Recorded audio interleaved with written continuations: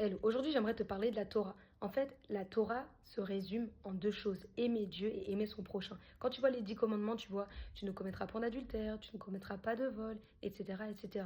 Quand tu fais ces choses-là, finalement, ça veut dire que tu vas euh, attrister ton prochain. Et c'est pareil avec Dieu. En fait, si tu veux réussir à pouvoir aimer Dieu, aimer ton prochain, tu dois connaître Dieu. Parce que quand tu connaîtras Dieu, tu ne voudras pas l'attrister. Et c'est beaucoup plus simple de parvenir à ne pas pécher en aimant Dieu qu'en voyant ça d'une manière religieuse où tu as coché des cases.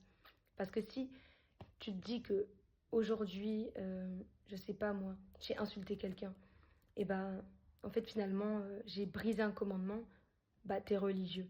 Mais si tu te dis aujourd'hui j'ai insulté quelqu'un, donc j'ai insulté quelqu'un, j'ai maudit de ma bouche alors que j'étais censée bénir, parce que d'une même source ne peuvent pas sortir euh, une eau amère et une eau douce. En fait, je suis venue détruire euh, la création, on va dire, de Dieu avec mes paroles, alors qu'elle est faite à l'image de Dieu. En fait, j'ai attristé le cœur de Dieu. Tu vas voir que c'est pas du tout pareil parce que tu prends vraiment cette affaire de péché avec la grâce et la compassion et le fait de connaître Dieu et de connaître son cœur et sa volonté pour toi. Mais quand tu te dis que tu as péché et que du coup tu as enfreint une règle, bah c'est super religieux et ça ne te permettra pas de connaître Dieu et de ne plus même recommencer. Ou en tout cas, sinon tu vas être tellement là à suivre des règles que tu vas pas vraiment voir la liberté dans Dieu. Parce que Dieu est un Dieu de liberté, tu vas comme être emprisonné. Or, Dieu veut te libérer.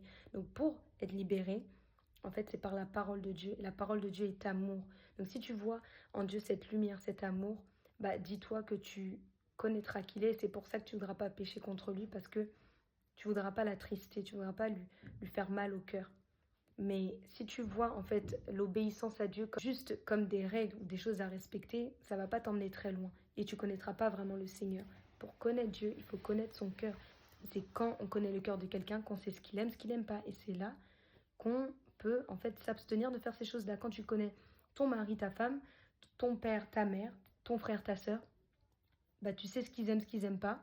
Tu sais que si tu fais ce qu'ils aiment pas, ils vont pas être contents. Bah c'est pareil avec Dieu. En fait, c'est pas que tu veux pas enfreindre des règles avec ton frère, ta soeur, ton père, ta mère, ton mari, ta femme, mais c'est que tu veux pas l'attrister, tu veux pas qu'il s'énerve. Donc c'est pareil avec Dieu. J'espère que tu as compris un peu ce résumé de la Torah, parce que c'est pas compliqué.